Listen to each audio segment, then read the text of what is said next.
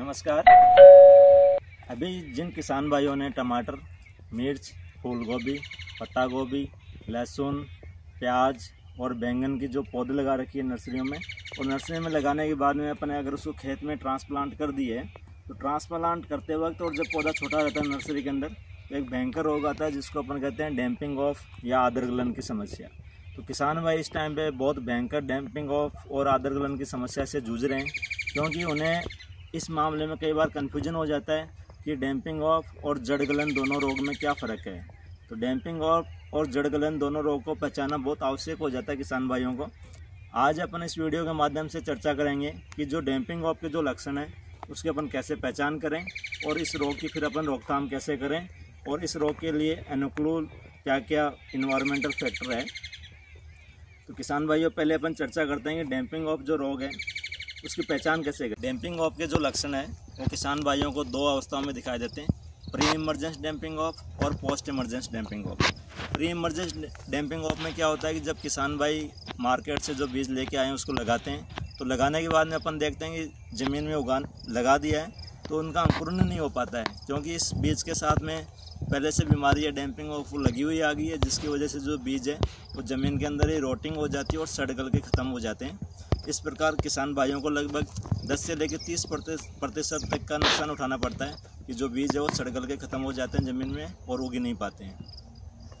दूसरी अवस्था जिसको अपन पोस्ट इमरजेंस डैम्पिंग ऑफ कहते हैं, इस अवस्था में क्या होता है कि जो बीज अपने जो लगाया है तो सीडलिंग ज़मीन से निकल गई है, निकलने के बाद में ये बीमारी अपने को जो पौधा है उसके तने के पास में दिखाई देती है जो ज़मीन से सटा हुआ रहता है, जिसको अपन कॉलर रीजन कहते हैं।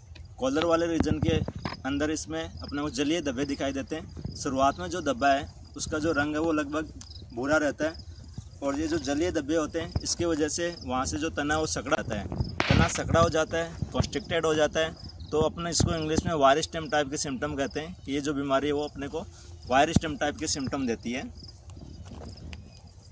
ये बीमारी मुख्य रूप से जो फफूंद इसमें शामिल रहती है उसमें है पीथियम, फाइटोप्थोरा, राइजोक्टोनिया, फ्यूजेरियम और कई अन्य स्पीशीज।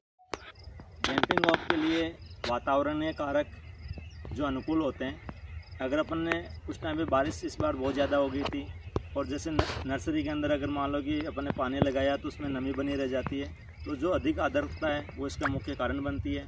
अगर नर्सरी के अंदर पानी का भराव हो जाता है या अपन ने फसल का ट्रांसप्लांट किया है उसके बाद में अगर वहाँ पानी का भराव हो रहा है तो पानी का भराव होने की वजह से ये बीमारी के लक्षण अपने को बहुत उग्र दिखाई देते हैं।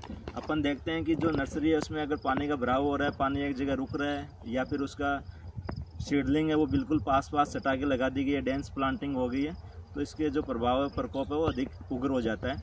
ऑफ आद्र गलन का किसान भाई नियंत्रण कैसे करें, तो सबसे अच्छा इलाज है सीड ट्रीटमेंट। अगर किसान भाई अगर जो फूल गोभी, पत्ता गोभी, टमाटर है तो उसका अपन सबसे पहले सीड ट्रीटमेंट करके लगाएं। तो सीड ट्रीटमेंट के लिए अपने को कार्बेंडाजिम, मैनकोजेब या बाद में अपन मेटालेक्जिल से कर सकते हैं। ट्राइकोडर्मा विरिडी और ट्राइकोडर्मा हर्जियानम 6 ग्राम प्रति किलो बीज की दर से अपन बीज उपचार कर सकते हैं। या बाद में अगर अपन रासायनिक नियंत्रण करना चाहते हैं खड़ी फसल के अंदर, तो खड़ी फसल के लिए अपने को मेटालेक्जिल 8%, मैनकोजेब 64%, या बाद में फोस्फेटिल एल्यूमिनियम 80% WP, या बाद में थियोफेनेट मेथाइल आदि से अपन खड़ी फसल में इस रोग का रोकथाम कर सकते हैं। इसमें ये भी ट्राइकोडर्मा है, ये भी इसमें प्रभावी देखा गया है। जो ट्राइकोडर्मा का जो कल्चर अगर अपन इसकी ड्रेंचिंग करते हैं तो इसमें ट्राइकोडर्मा से भी कई बार इस रोग में प्रभावी पाया गया है। तो ट्राइकोडर्मा के भी अपने को जैविक खेती के लिए इसका प्रयोग करना चाहिए। धन्यवाद।